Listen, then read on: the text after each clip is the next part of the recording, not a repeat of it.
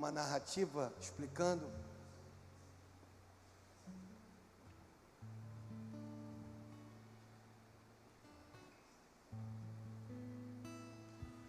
o melhor é o baterista no ar-condicionado ali, gente. Tá fresquinho? Faz sinal pra gente, coração.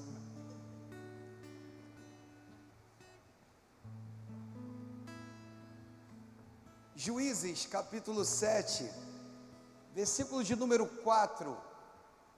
Vou fazer essa ministração na Nova Tradução, mas se abra a sua Bíblia, eu preciso que você leia comigo aqui, e vai ficar mais fácil da gente entender.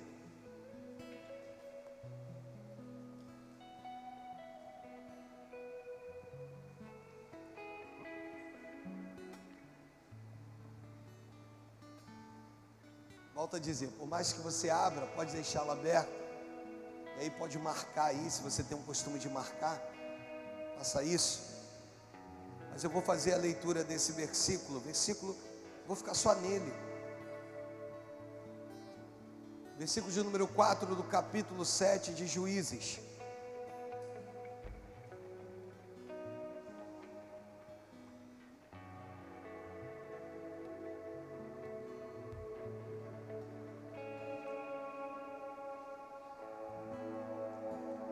Bom dia para você que está nos assistindo em casa.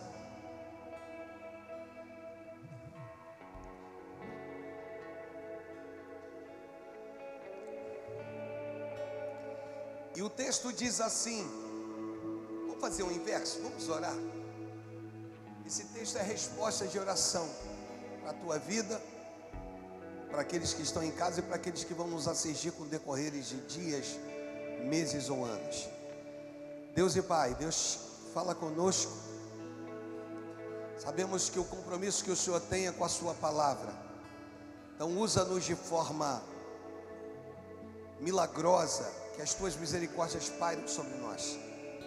Usa-nos conforme a tua vontade, que possamos ser apenas instrumentos, ó Pai, nas tuas mãos, como aquela trombeta, Senhor, que precisa do sacerdote para tocá-la, que possamos ser esse instrumento, Senhor, nas mãos do sumo sacerdote, e que através do sacrifício de Cristo na cruz, que possamos obter os benefícios desse sacrifício, no nome de Jesus. E aos que creem digam amém e amém. O que eu fico pensando nesse texto é que, como algo redigido e um acontecimento tão antigo,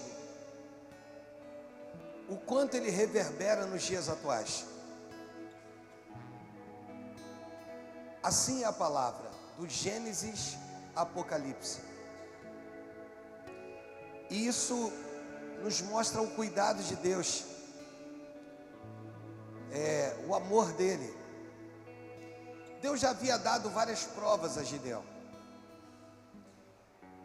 E dentre tudo que Deus fez, mais tarde eu quero compartilhar com você uma outra parte do texto de um acontecimento com Gideão. Mas de tudo que Deus fez, o Senhor faz com que um exército, ainda que inferior ao número do exército dos inimigos, porque o texto é muito claro, diz que o exército dos inimigos eram como garfanhotos, uma nuvem de garfanhotos, era numeroso. O texto diz que, nós não vamos reportá-lo agora, que os camelos eram inumeráveis. Havia uma dificuldade de contar a quantidade de camelos que existia no exército dos midianitas. E Deus já havia dado muitos sinais a Gideão. E Deus vira para Gideão e diz assim: são muitos os que estão contigo. O exército compunha de 32 mil homens. Quantos homens eu disse? E Deus vira para ele e diz assim: são muitos, faz o seguinte, mande com que os tímidos e os medrosos vá embora, que voltem. Eles estão num lugar elevado. E Gideão então, ele junta aquele povo e ele vira e diz o seguinte: olha, os tímidos e medrosos, esses podem partir. Inacreditavelmente, 22 mil homens foram embora, só ficaram 10 mil.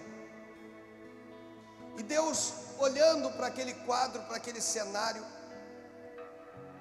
o Senhor vira para ele e diz assim: ainda são muitos os que estão contigo, Gideão. Eu te dei a oportunidade de separar alguns para essa batalha. Lembrando que 32 mil já era uma quantidade inferior à quantidade do exército inimigo. Se 22 mil descem e vão embora, você fica tentando imaginar que os 10 mil soldados que sobram não seriam suficientes, em hipótese nenhuma. Se 32 mil já é um número inferior, é 1/4 aproximadamente, ou 1/5 do exército inimigo. Imagina agora, como é que se faz com 10 mil? E Deus vira para Gideão e diz: Gideão, você não sabe fazer da maneira certa. Talvez, se você tivesse imposto a sua voz, talvez, se você tivesse olhado em meio a esses 10 mil que lhe sobraram, estou conjecturando essa mensagem, talvez se você tivesse tido um olhar da forma que deveria de ser, você olharia nos olhos deles e veria que parte dos 10 mil que ficaram contigo estão dentre aqueles que fazem parte dos tímidos e dos medrosos. Mas tem uma coisa, Gideão: é muito comum que o homem haja com o coração, e a partir de agora Deus começa a falar contigo. É muito comum que o homem haja com o coração. E eu lembro da escolha de Davi. Na escolha de Davi, Samuel chega à casa de Jessé, pai de Davi, e ali ele olha Abinadab. Abinadab era o irmão mais velho. Abinadab já trabalhava, já era soldado do rei Saul. Era um homem com porte, era um homem com elegância, era um homem com aparência. Então Samuel, que acumula 3 funções: a função de profeta, também a função de sacerdote, também a função de juiz. E durante esse período da sua vida, ao acumular essas funções, você vai observar que ele age com o coração. E se tem algo que eu quero te compartilhar hoje, é que é muito comum agirmos com o coração e muitas das vezes acharmos que é até Deus falando conosco, porque o coração do homem é enganoso. Provérbios 16, versículo de número 1: o homem pode fazer os seus planos, mas quem conhece de fato o que é bom para você é o Senhor. É claro que o texto diz que o coração do homem, como diz o texto, faz planos, mas Deus conhece exatamente aquilo que você precisa. Ou seja, o texto diz que dos seus lábios vem a resposta correta. Então é muito comum nessa curta reflexão de hoje nós agirmos com o coração. É muito comum que o coração do homem, que é o centro das suas emoções, que é a razão, por isso somos tricotomos, somos composto do corpo, somos composto da alma, o centro das nossas emoções, e somos composto do espírito, aquilo que me liga ao sagrado. Fiz 4, né? 3, desculpa, né? E é isso que nos importa entender. É muito comum que nós sejamos guiados por um órgão tão emotivo. E Samuel olha para Abinadab e diz: esse é o rei. tem jeito, ele é o rei. Não tem o que fazer, eu tenho certeza que ele é o rei.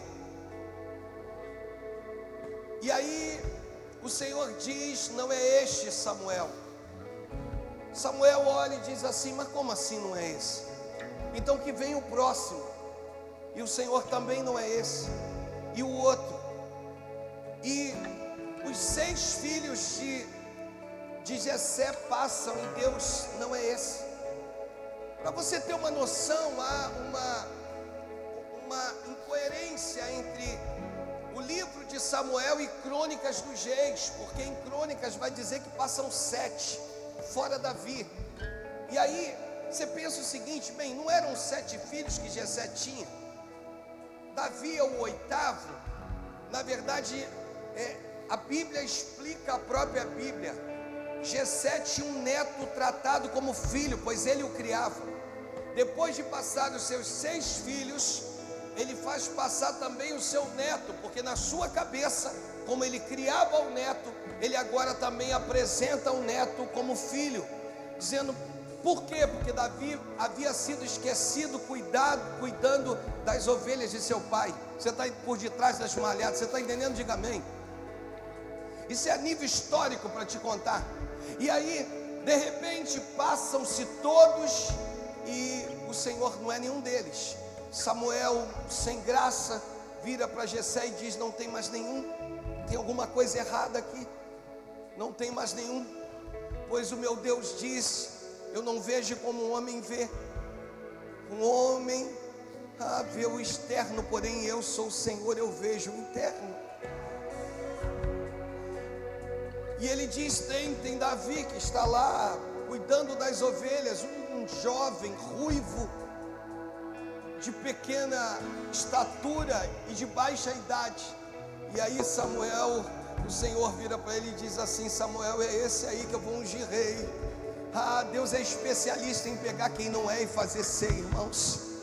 Eu ouvi algo que mexeu muito comigo, eu quero poder reproduzir aqui, não algo meu ou que Deus me deu, mas que Deus deu a alguém.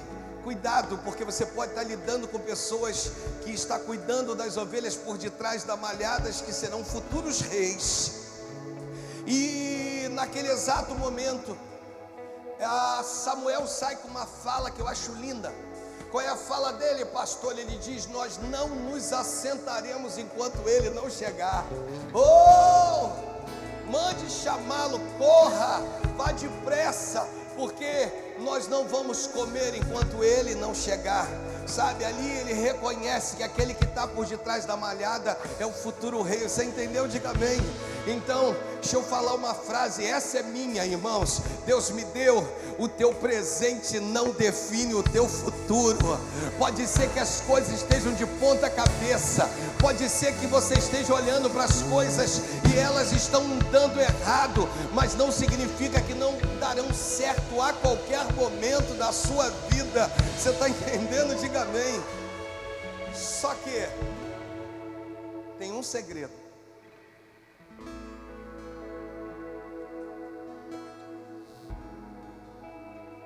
Que Juízes 7, no seu versículo 4, vai nos mostrar. Deus vira para ele e diz: são muitos os que estão contigo. Faz o seguinte, deixa eu ler conforme o texto diz. Há muita gente, ainda há gente demais. Para que eu te leve aonde eu quero, agora eu preciso entrar, porque quando eu deixei nas tuas mãos, a tua emoção te conduziu. Para que eu te conduza e faça que você seja vencedor nessa batalha contra os midianitas.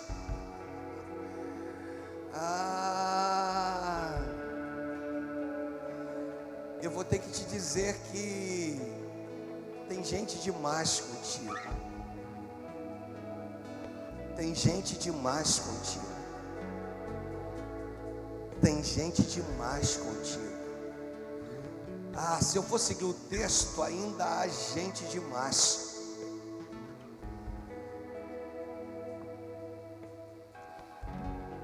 seguinte: leve todos até as águas, eu ali separarei os que irão com você. E ele vai descer esses homens. Sabe o que Deus está dizendo?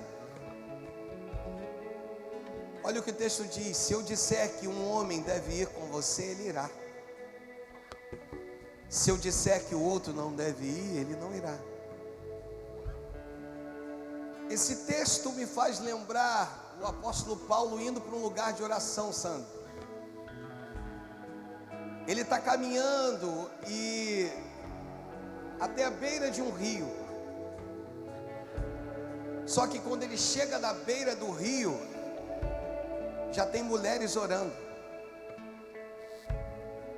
Então antes da tua chegada, Deus já preparou alguém que vai estar orando por você. Você está entendendo? Diga amém.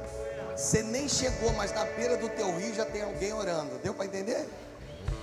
Quem vai orar? Quem vai orar não são aqueles que você escolheu, mas são aqueles que o céu escolheu para que ore por você. O que é isso? Deus está dizendo assim: vou tirar esse e vou colocar esse. Esse aqui que tu achou que ia ficar, não vai ficar. Esse aqui que tu achou que não ia ficar, eu quero que fique. Porque não é quem você quer, é quem agora eu escolho. Eu te dei a oportunidade de você separar, mas você não quis separar. Eu te dei a oportunidade de você alinhar, de você fazer, de você ia abrir a tua boca, ia determinar quem ia ficar do teu lado, mas você não entendeu. Então agora, para que se cumpra o que eu quero na tua vida, não tem problema, vai ficar quem eu quero e vai embora quem eu não quero. Então não é quem você quer, é quem o céu quer. Não é quem você decidiu, é quem o céu decidiu. O que Deus decidiu, esse ficará do teu lado. E esse aqui sai. E esse aqui também sai. Mas Senhor, eu imaginei. Isso é o seu coração, gente. Mas Deus, esse era o melhor no meu exército. Senhor, esse aqui era meu melhor amigo. Mas não é quem você decide. Porque não é por força, nem por violência. É pelo Espírito de Deus. Não é na marra e não é por imposição, pois ele convence o homem do pecado, do juízo e da justiça. Então não é do jeito que você escolhe, não é no nível que você decidiu, é no nível que o céu decidiu a teu respeito. Esses dias são dias de Deus dizendo assim: sai, não quero, não quero. Por que o Senhor não quer? Esse. Primeiro, vão roubar a minha glória, porque lá na frente eles vão dizer que foi pelo braço deles. Segundo, não fazem parte do propósito. Terceiro, não é quem você quer, é quem eu quero.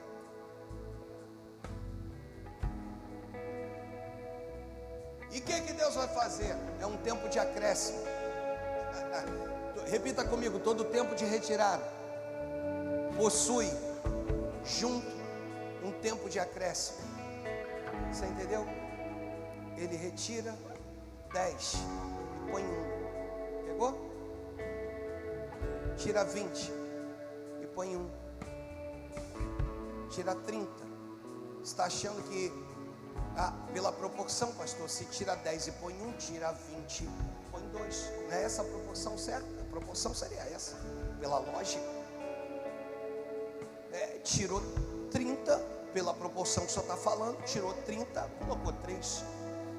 Tirou 50, colocou 5. Mas não é do jeito que você quer, é do jeito que ele quer. Ele pode tirar 50 e botar 1 e dizer que esse 1 vai ser suficiente para estar contigo nos momentos mais adversos da sua vida, mais problemáticos da sua vida. Pois quem ele coloca do teu lado, Melhora, pastor, melhora. Quem Ele permite que fique do seu lado, há de ser as pessoas certas para te conduzir ao lugar de triunfo. Agora, segredo, os instrumentos param. Segredo, os instrumentos param. Eu nem combinei isso, né? Segredo. Cuidado, para não trazer de volta quem Deus está tirando.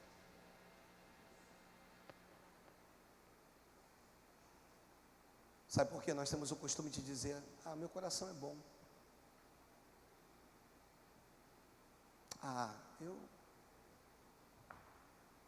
Sabe o que eu ouço muito nos meus gabinetes? Meu coração, eu perdoo, pastor. Você pode perdoar e deve perdoar. De verdade. Só que Deus remove. E se Ele remove, aquieta o teu coração. Porque não é quantidade, é qualidade. Pegou? Podia gritar aqui, irmãos, fazer você bater palma. Não é quantidade, é qualidade. Acabou. Agora, dentre os 300 escolhidos, isso é lindo, Du, porque os 300 estão no meio de 10 mil. Tem uns que tu achou que ia ficar e realmente ficaram, porque Deus olhou e disse assim: esse vai ficar contigo. Não são todos que tu pensou que fosse ficar e Deus tirou. Não. Tem uns que houve identificação. E Deus olhando porque você já reparou que dos 300 de Gideão, nenhum deles ganha nome? Você não ouve dizer o nome de um. Exemplo, os valentes de Davi. Davi tinha os seus valentes e os nomes desses caras ficaram registrados. Mas você já reparou que os 300 de Gideão não teve um nome registrado? Não teve umzinho para dizer: esse aqui é o fulano. Por quê? Deus não permitiu, porque não é o nome. É o livramento que Deus daria. Só que Deus está dizendo que de 10 mil, Ele preservou alguns do teu rol, porque Ele sabia que era importante para você. E aí Ele diz assim: Jaqueline, Jaque,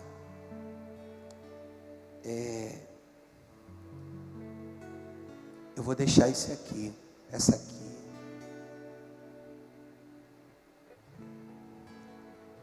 vai ficar, porque eu sei que é importante para você. Então eu quero te levar às duas esferas. Qual é a primeira esfera? A primeira esfera é que vai ficar quem Deus quer que fique, e vai sair quem Deus quer que saia. Essa é a primeira esfera, você já entendeu? Dentro da primeira esfera, Senhor, dentro da primeira esfera, o que eu entendo? Melhora isso. Bem, quem eu achei que ficaria, muitos não vão ficar. E quem eu nunca imaginei que ficaria, esses muitos Deus fez ficar. Até aí você já entendeu. Só que tem um Deus lindo demais,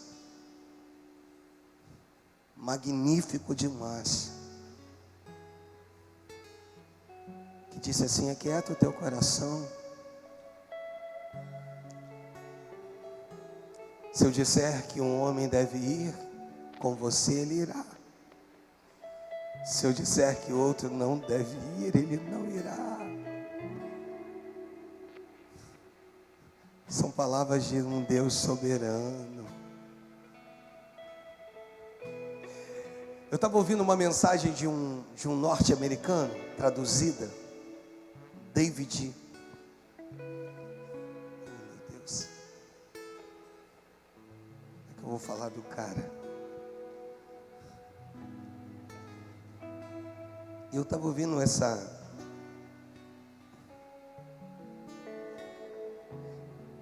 David Wilkerson. E esse... Já o senhor, cara, meu Deus, David Wilkerson. E ele estava falando sobre um tema da mensagem dele, é sobre unção. Para aqueles que desejam, o custo, ó, está aqui, o custo, depois pode assistir na sua casa. É um homem tranquilo, prega de forma tranquila. O custo de uma nova unção.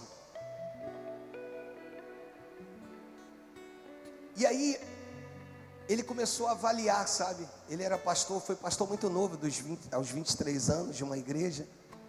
E ele começou a avaliar a igreja e começou a dizer: Deus, eu preciso de algo novo. Aí o Senhor, tem certeza? Tem um custo.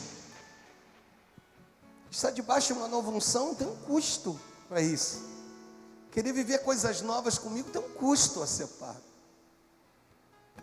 E Deus começou a irradiar o ministério desses homens para os mais desfavoráveis. Inicialmente é como se ele fosse expulso da igreja, porque ele começou a ministrar para os presidiários. Uau! A igreja dele não entendia a forma que Deus usava ele para muitos. E esse homem começa a ministrar sobre essa questão de uma nova unção, do preço disso, do seu chamado. E aquilo foi enchendo meu coração. Foi começando a mostrar que a forma que Deus trabalha, a perfeição de Deus, o amor dele, o zelo dele, do que a gente abre mão em favor dele, sabe, irmãos?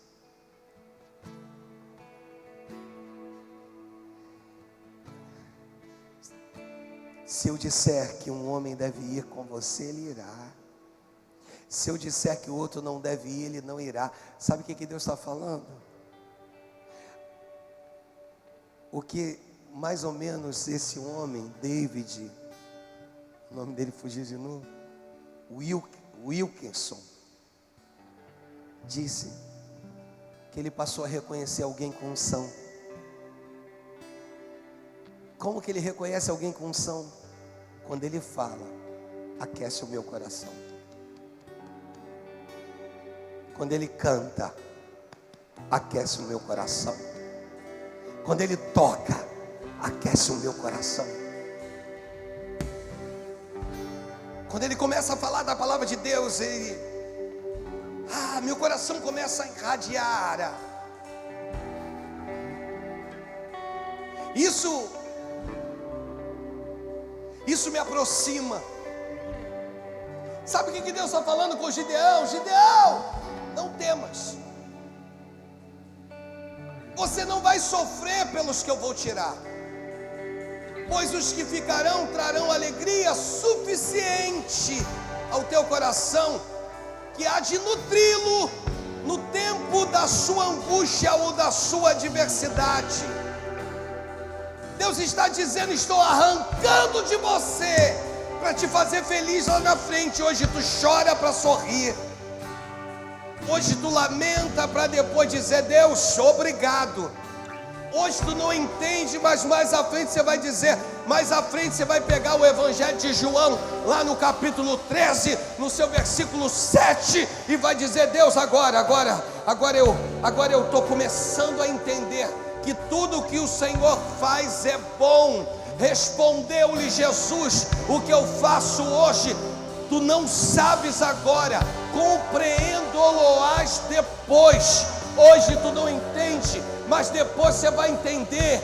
Hoje você chora, mas depois você vai sorrir. Hoje eu tiro para acrescentar. Não é quantidade, é qualidade de pessoas que vão precisar estar do teu lado no tempo da adversidade. Agora, por favor, não pegue, sua vara de pescar. Quem gosta de pescar aqui, irmãos? As mulheres não gostam, mas as crianças me acompanham quando eu vou pescar. Eu tenho uma vara de pescar de 5 metros. É toda desmontável. Eu tenho uma outra de 4,5 metros e tenho uma outra de 4 metros. Aí eu fico igual doido, irmão, na praia. Não pego nada. Eu fico, sabe como é que eu brinco na praia? Olha onde eu vou arremessar, vai longe aberto. Fico olhando para lá. Aí eu, gente, fico doido. E depois eu puxo. Nada, irmãos. E os peixes ainda comem meus camarão, entendeu? Porque eles não querem qualquer coisa não. Não pensa, vai comprar sardinha, vai dar ruim. Camarão, irmão. Aí agora eu descobri um nylon. Tem um nylonzinho que tu engana o peixe. Que quando você arremessa não sai. Você enrola ali, é tipo um elásticozinho. Agora eu volto com as minhas iscas todas. Tu não come, mas eu também não te dou. Você não fisga, você está entendendo? Aproveitar que Deus está dizendo para você o seguinte: não lance no mar do esquecimento para pescar o que Deus tirou da tua vida. Não lance a sua vara de pescar a lugares que Deus não tem mais para você. Para de buscar o que Deus tirou, entende? Para de tentar ressuscitar o que Ele matou. Entenda, Ele tem um tema para essa mensagem: coisas novas, parte, sei lá. Isso, coloca aquela imagem do coisas novas. Amei aquela imagem. Coisas novas Deus tem para você. Coisas novas, pessoas novas, personagens novos em nome de Jesus. Coisas novas, coisas novas, coisas novas, oh, coisas novas, oh, aleluia!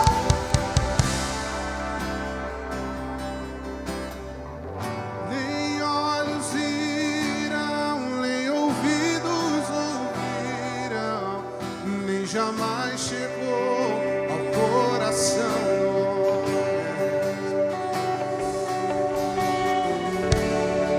Senhor tem preparado para aqueles que o amam. Nem olhos viram, nem ouvidos ouviram, e nem jamais chegou ao coração do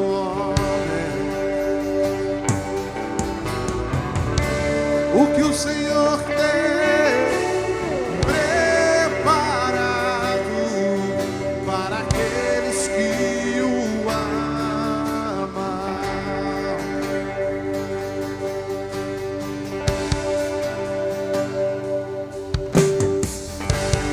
Nas tribulações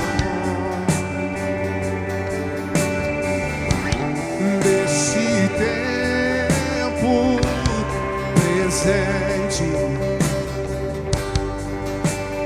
não se comparam com a glória.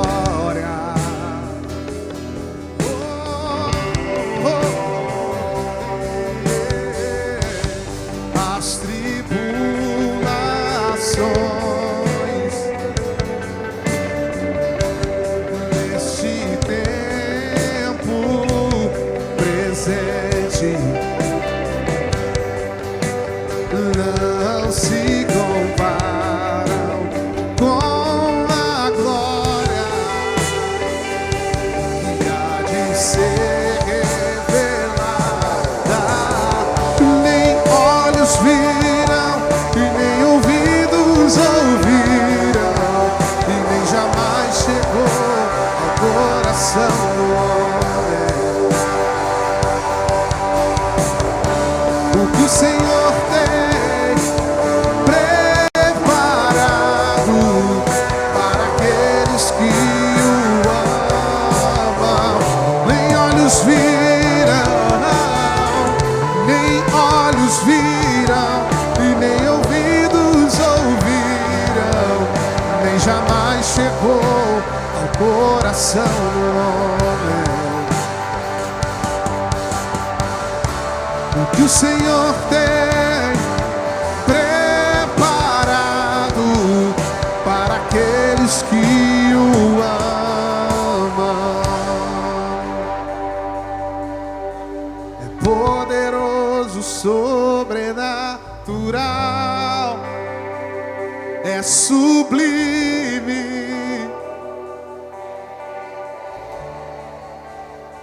Poderoso, poderoso, sobrenatural.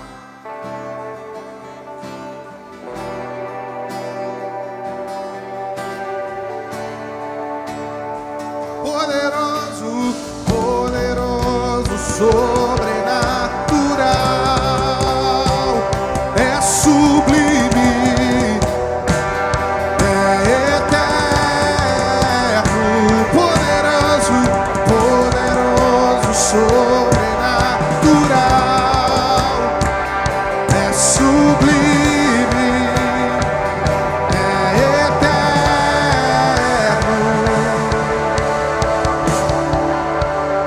Aí, o Senhor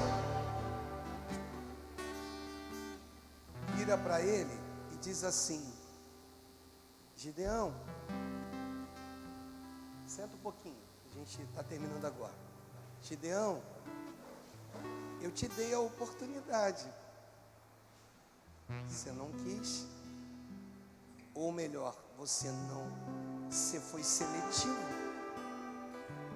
você agiu com o seu coração.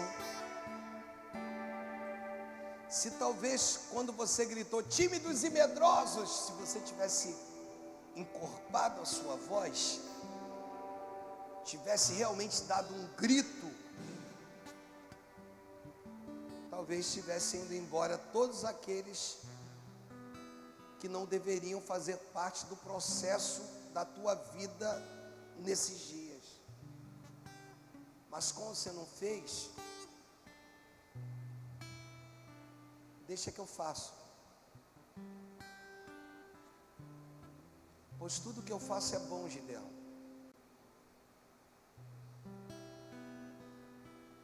Pois a minha vontade, ela é boa, agradável e perfeita. Romanos 12:2. E eu preciso que você experimente da minha vontade, Gideão. Pois para experimentar da minha vontade, você precisa entender esse processo de metanoia que eu preciso fazer você viver. Isso que importa. Você não pode mais se conformar, como diz o texto. Muito pelo contrário, precisa ser transformado. Aqui, ó.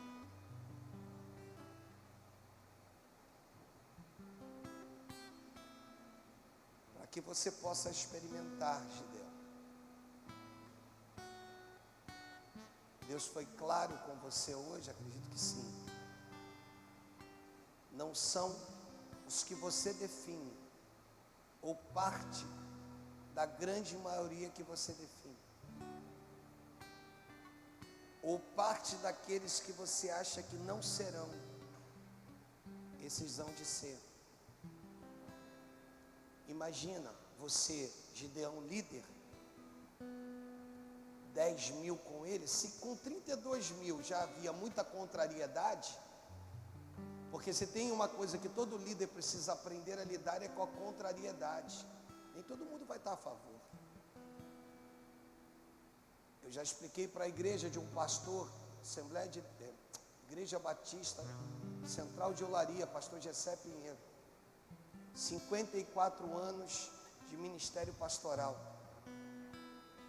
e começou a lidar com uma contrariedade, com pastores mais novos que queriam ocupar o seu lugar. Ele seria jubilado.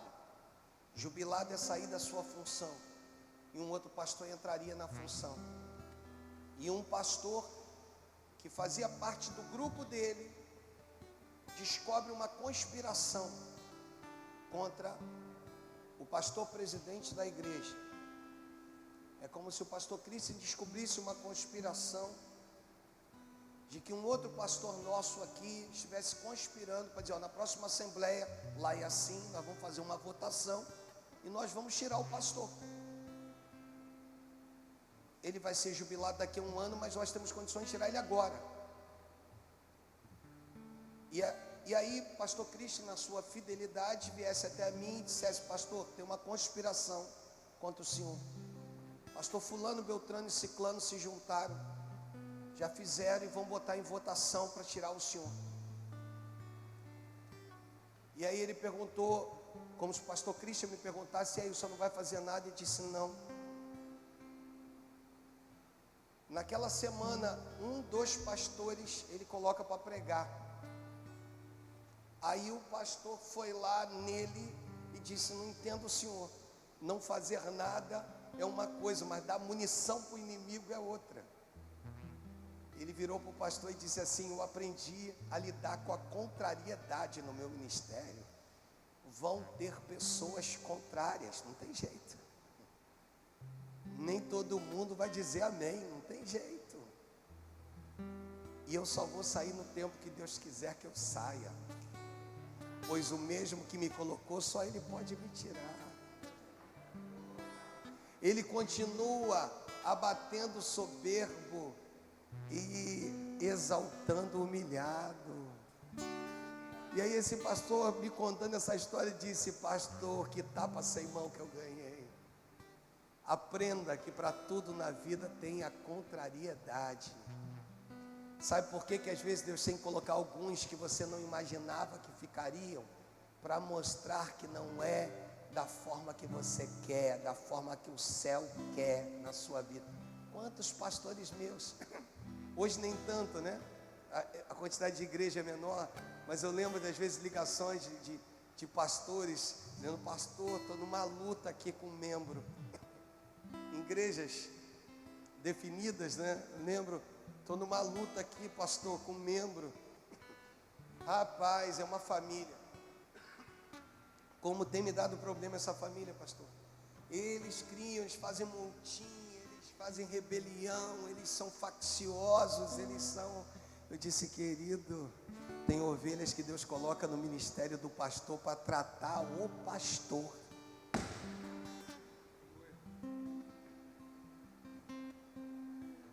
Porque aí o pastor entende que a obra não é dele. Porque se fosse na minha casa eu expulsava, mas na casa do Pai eu tenho que amar.